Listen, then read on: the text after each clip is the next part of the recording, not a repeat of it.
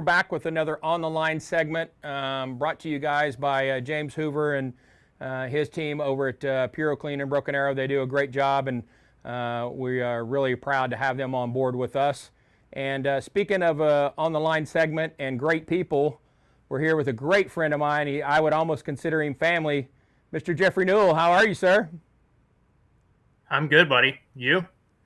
I'm better now. Good talking to you. I appreciate you taking the time. I know you're super busy trying to even fit in races, but for you to take the time to fit us in, I just want to let you know I really appreciate it, and just wanted to have you on because we're super excited. You coming off of a massive win, a well-deserved win, the High Banks Hustle champion. So first of all, congratulations. Really proud of you in anything you do on and off the track, but super excited to see you win that well-deserved award, and I know the check helps a little bit too, right? Yeah, the money never hurts, but I really appreciate it, and man, I love going to Marion. I'm so ready to get back. We've got about 20 days or so, I would say, till we're back there and without the wings, man, and I'm thrilled. Well, and it's crazy knowing you as long as I have. You've always been good there, no matter what, whether it's wing or non-wing. But I think that track, just for whatever reason, even if you've kind of been in a slump back when you were racing for Toby and I or whoever, you just always seemed that when you rolled up there, you always had a package and were always fast. And I know Johnny's now putting you in great equipment, and it's super exciting to see you. And it's funny for me to sit back and think, because those two races are awful close together. You think when you start the season they're spaced out a little bit farther, but that wing race and that non-wing race, they're pretty close together. Yeah, and it's great if you're feeling good and you got some 100%. momentum. Yeah. If you're feeling bad, and you better hope one of them rains out. Right. Yeah. Preferably the second one, right? I know we touched on it a little bit, but right. For our viewers that didn't get to see it, walk us through a little bit how your qualifying night went, and then obviously a championship night, if you don't mind. Break it down for a little bit and tell us how that went for you. Well, qualifying night, it started off with going P1 and 2 and hot laps with me and my teammate, Wow Hoffman's.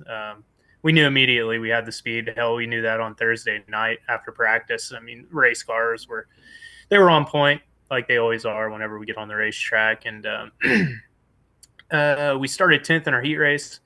We were battling up through there. I think we got to pass him for third, and got into a guy's left rear, spun me around down in the infield, and made that night a lot tougher. Right. Had to turn around, go out.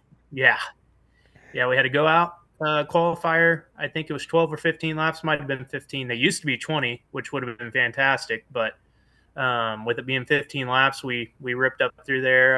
14th to 5th, missed the prelim A main by one, which was a little tough on me. If you know anything about me, I was struggling not being in that 30 lap A main. Yeah, and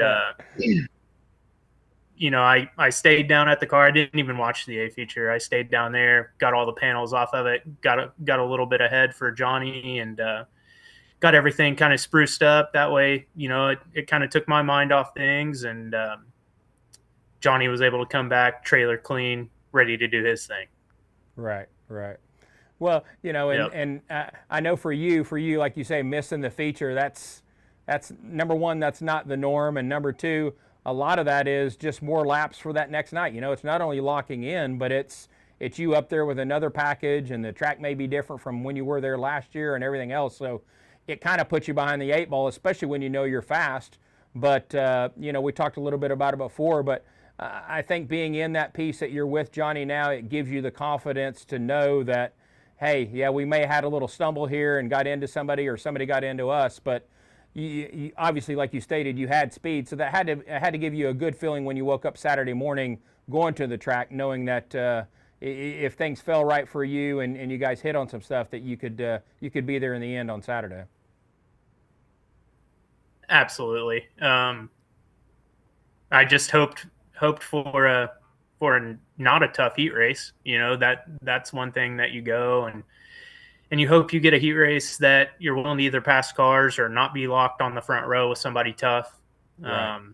And we still ended up in a decently tough heat race and started eighth. And we had tried a little bit in hot laps, and I think we found a little bit more. And after Friday night, we were kind of talking, and I felt we had the car to win, but I knew, starting seventh or worse, we were going to have to be carving around that place good and be able to move around and adjust accordingly for 40 laps. And we changed a few things, super minor, super fun tweaks. Like it's just if you know me, that's always Right. kind of been my thing, is tweaking around a little bit. And it's even better now that I have Johnny to bounce some stuff off of. He can either tell me I'm an idiot or Right. he'll Right. sit Right. there with the face and he'll give me the and I'll be like, all right, we might be onto something. Yeah. So Exactly. yeah, second night we go off. I think we went 8-2 in the heat race.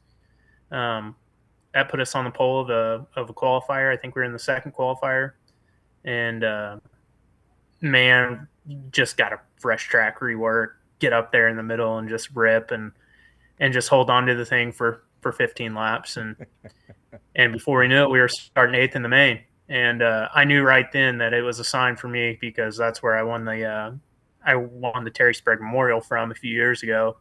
Same place, same instance. So right then I was like, man, we can do it. I know we can do it. Right. Like, Right. we just got to go out there and be perfect. So basically, you're saying lightning does strike twice in the same place, right? Yeah. Yeah. Sometimes. Now I'm just glad it was me. Yeah, yeah. No, I get it. I get it. But like I said, we're super proud of you. I know that was a huge win, and I was so pumped. And obviously, text you the next morning and congratulated you. But uh, we have such a small young group for the Dirt Crowd platform. We were just on the line with Ryan Timms, who used to race back in the days at Port City with you, and for those young guys to be able to race and have those laps against you and all that experience.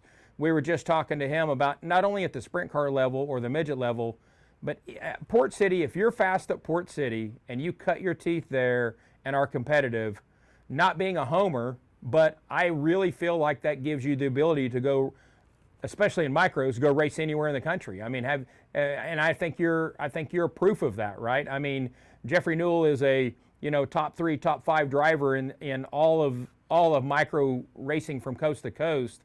But there's so many good ones that run at Port that these young kids, I try to tell these young parents and young drivers, you're going to lose more than you're going to win. But I'd much rather see you battling here for third or fifth than go somewhere and just cakewalk because you're not getting better at a driver. But talk to us a little bit and to kind of talk to those younger drivers about that, about knowing how many laps you have at Port and how it made you a better driver when you go to other locations. What would you tell a young driver that's there at Port right now battling? I mean, what advice can you give them, and how has it helped you?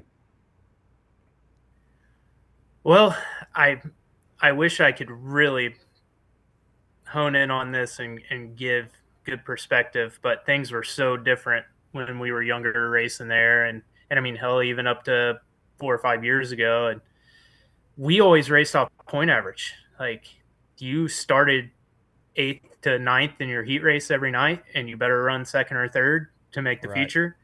And then you had to turn around in the AMA and start 15th, 16th. I mean, you had to know how to pass cars. Right. And if you wanted any shot of winning, you had to pass cars. And I think that's what kind of hurts some of the younger kids when they go to these big races. You have your few exceptions, but you go to a non-qualifying passing points format, and they just don't have that instinct to know that you better click off 3 cars in Right. corner 1, Right. or this whole weekend just got a little bit tougher. Yeah. Um, but as putting that to the side, just go learn how to race. Like, just be there. Don't give up on the laps. Like, if the car isn't good or you're not feeling right, like, I can count on my hand maybe 5 times where I've came in and been like, wow, my race car won that race. Wow, And all really? times have been with Johnny Bolin. So, like, and you just got to stick with it. You got to figure out your car every lap and run hard. I've never really, I was so heavy for so long that I really had to run my race car super hard. Right. And now it kind of affects me. I'm having to back up a little bit on a few things in different spots on the racetrack. I'm having to completely relearn things about myself and about my driving style where, that same thing might happen to, say, like Curtis Jones' kid. Right. Like Right. he may grow, he may start thinning out a lot or may not, and he may be figuring out different ways that his race car is reacting as he's growing up, more body weight up in the car. Mm-hmm. Or you're just super tiny kid that all of a sudden grows spurts, and they can tell a difference. They might not Right. know it. The dads might not know it, but man, after going through that, it's been such a drastic change, and That's amazing to hear because you that's just a got to stick with perspective we usually don't hear, right? I mean, I it. Right. think even Dason personally went through that a little bit, right? You see Dason Yep. now, and he's grown up and grown into a young man. But I think it's one of those things that you have to learn. Unfortunately for me, I think we're almost treading on the fact that I don't want us to lock ourselves into you almost have to be the size of a jockey in horse racing to be super competitive in a sprint car, you know.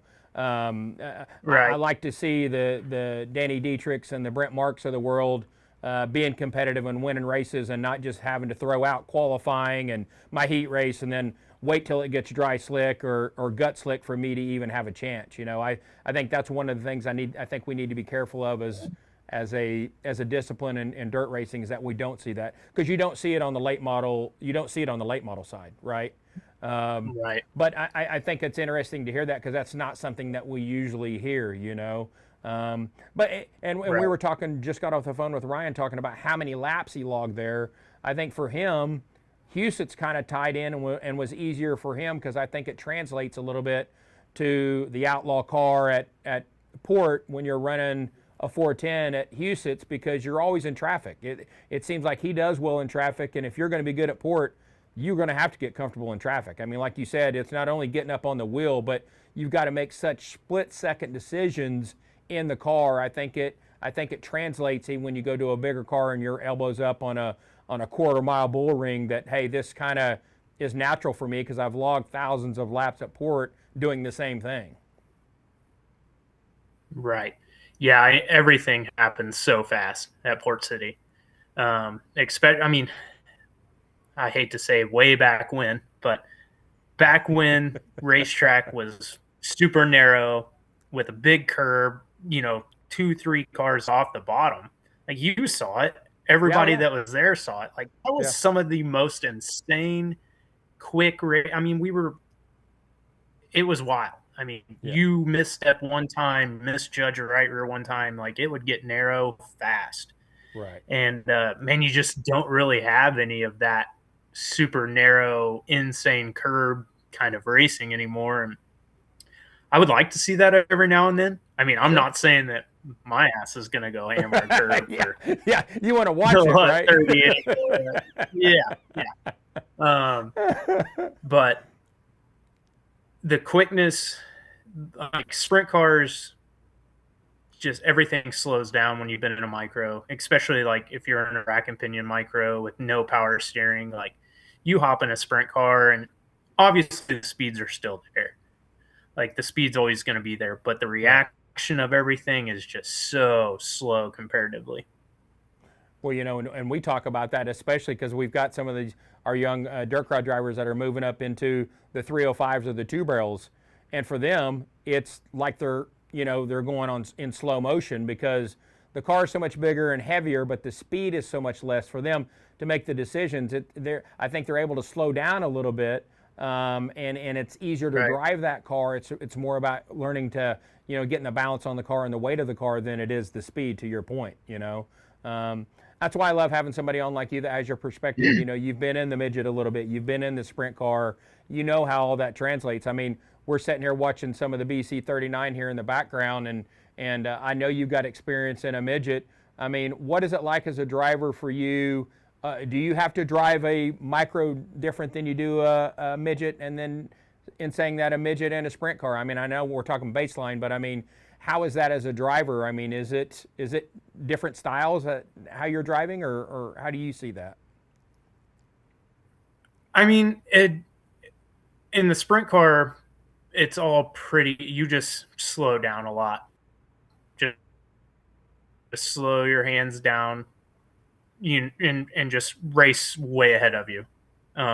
Keep your car straight. Midgets, I don't know. I don't know what you need. I don't know what you're supposed to feel. I couldn't tell you. I've never really felt at home because my knees are touching the steering wheel and Right, my elbows are no room. Don't know where to go. So right, I would like to drive a really good one one day with someone working on it that just said go out there and smash. And right, then right. if I flipped over, then I flipped over. At least I could just say that was my fault. Well, I'm sure you've already had multiple offers, and I'm sure you got some more coming up. But you know, obviously, we wanted to have you on and tell you we're number one. We're super proud of you. We love you being a representative of Oklahoma lore and legend in dirt racing, and you are definitely that. And to see you still ripping like you are, and obviously winning the High Banks Hustle a week or 10 days ago or whatever it is now. It's just amazing, and hopefully you can go back here in a few weeks and double down on them and come back on again and tell us the difference between the wing car and the non-wing car. But wish you and Johnny nothing but the best of luck. Say hi to Shelby to us. You know we love you guys and appreciate you taking the time and coming on and being with us, Jeffrey. Absolutely, dude. It's been fun. I don't get to see you very often, so even getting to see you on the camera here, uh, I miss seeing you all the time, dude. And I appreciate you giving me a buzz and let me know what you had going on. And I appreciate all the love that you guys always give me. You Definitely, guys have bud. been there since day one, man. And I Yeah. love you guys, and I Well, really we love you appreciate it. too. We got your back and appreciate everything you do. Appreciate you having on the platform. And obviously, like I said, make sure you give Shelby a hug for us and wish you nothing but the best of luck. And we'll have you on again soon, Jeffrey. Appreciate it, buddy. All right. Thanks again, man.